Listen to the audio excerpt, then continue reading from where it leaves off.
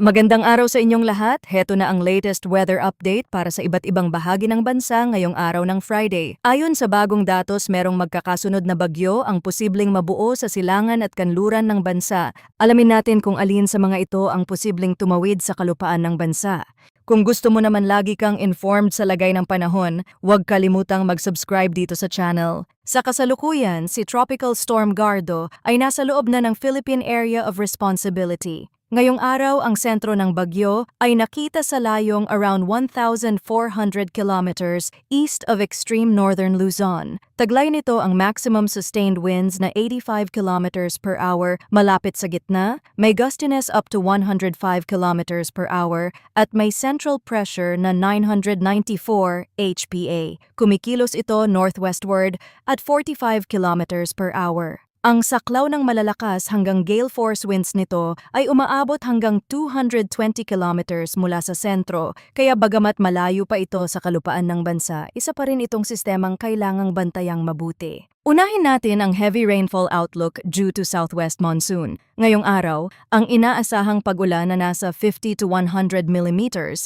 ay posibleng maranasan sa Zambales, Bataan at Occidental Mindoro. Para naman bukas, ang parehong antas ng pag-ulan ay inaasahan sa Zambales at Bataan. Mahalaga ring tandaan na ang forecast rainfall ay pwedeng mas mataas pa sa mga mountainous at elevated areas. Bukod pa rito, ang epekto sa ilang lugar ay pwede pang lumala dahil sa significant antecedent rainfall o yung mga pag-ulan na nauna nang bumasa sa lupa bago pa ang kasalukuyang setup. Ibig sabihin, kahit hindi sobrang tagal ng bagong buhos, pwede pa rin itong magdulot ng mas mabilis na pagbaha o pagguho ng lupa sa mga lugar na basang-basa na sa mga nakaraang araw. Sa forecast weather condition ngayong araw para sa Zambales, Bataan at Occidental Mindoro, ang forecast ay occasional rains dulot ng southwest monsoon, meaning hindi lang ito panandali ang isolated shower. Ito yung uri ng pag-ulan na pwedeng maging mas tuloy-tuloy, mas malawak ang sakop at pwedeng magdala ng moderate to heavy rains sa ilang bahagi ng araw. Kaya para sa mga nasa mga lugar na ito, mas mahalagang bantayan hindi lang ang lakas ng isang buhos,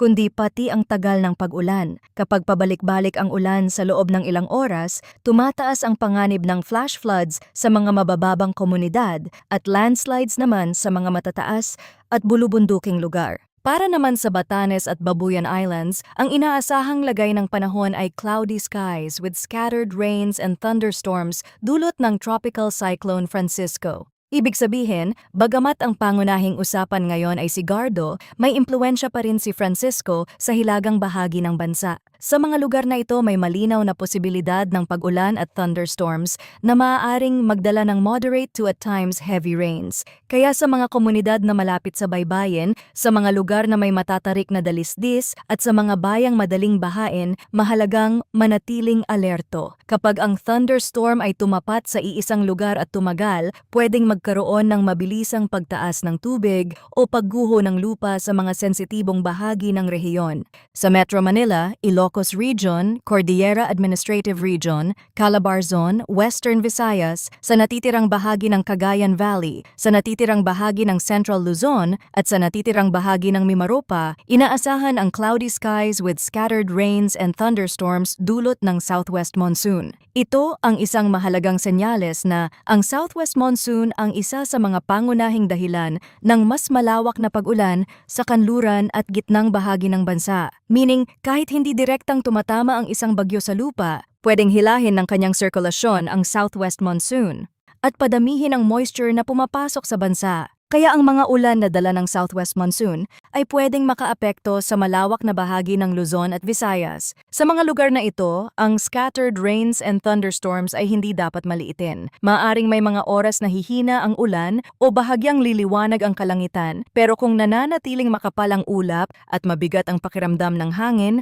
pwede pa ring sumunod ang panibagong buhos sa mga susunod na oras. Sa Metro Manila, ang ganitong klase ng panahon ay madalas magdulot ng mabigat na trapiko, trapiko, water buildup sa mga mabababang kalsada at pagkaantala sa biyahe ng mga commuter. Para sa rest of Luzon and Visayas, ang inaasahang lagay ng panahon ay partly cloudy to cloudy skies with isolated rain showers or thunderstorms dulot pa rin ng southwest monsoon. Ang mga isolated thunderstorm na ito ay pwedeng maging severe sa ilang lugar. Kaya kahit hindi malawak ang sakop, hindi pa rin dapat binabaliwala ang posibilidad ng biglaang pagbaha at pagguho ng lupa. Sa Mindanao naman, ang forecast ay partly cloudy to cloudy skies with isolated rain showers or thunderstorms dulot ng localized thunderstorms. Ibig sabihin, ang mas pangunahing dahilan ng pag-ulan sa malaking bahagi ng Mindanao ay ang init sa maghapon, moisture sa hangin, at ang mabilis na pagbuo ng thunderstorm clouds.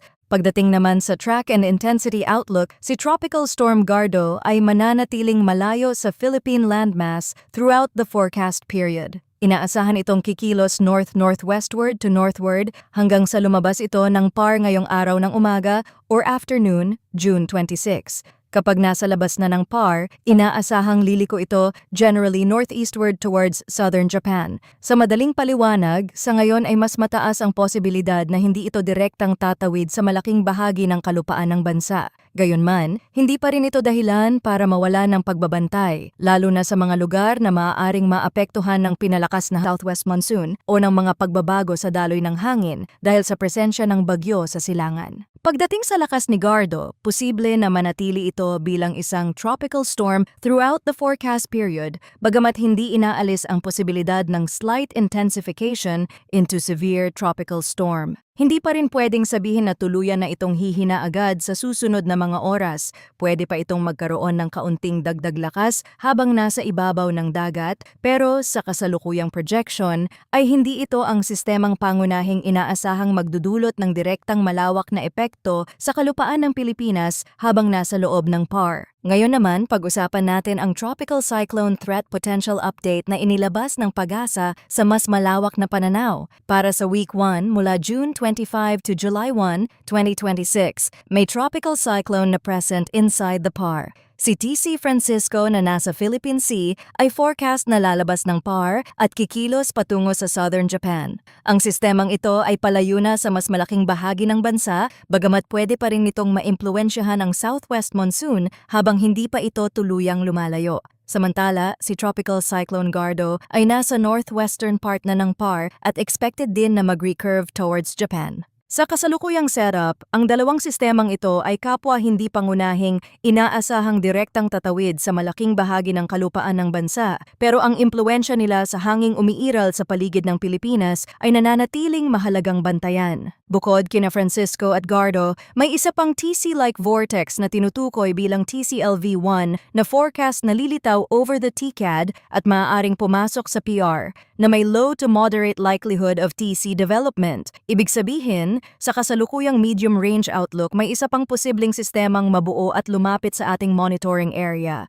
Kasabay nito, may TCLV-2 na forecast na lumitaw over the West Philippine Sea na may low likelihood of TC development over Week 1. Dahil low likelihood pa lamang ito, hindi pa ito dapat ituring na isang agarang malaking banta. Pero mahalaga pa ring isama sa radar ang ganitong mga development dahil sa usaping tropical cyclone outlook, pwedeng mabilis magbago ang confidence level habang dumarami ang bagong datos at model runs. Para naman sa Week 2 hanggang July 8, ipinapakita ng forecast na ang TCLV-1 over the Philippine Sea ay maaaring kumilos patungo sa Northern Luzon, Taiwan area na may low to moderate probability of TC development. Kung sisilipin natin ito gamit ang ibang mga weather model, makikita natin ang paglapit nito sa kalupaan ng bansa. At sa ngayon, hindi pa tiyak kung saan ang magiging track nito dahil malayo pa ang forecast period. Patuloy natin itong imomonitor sa mga susunod na updates.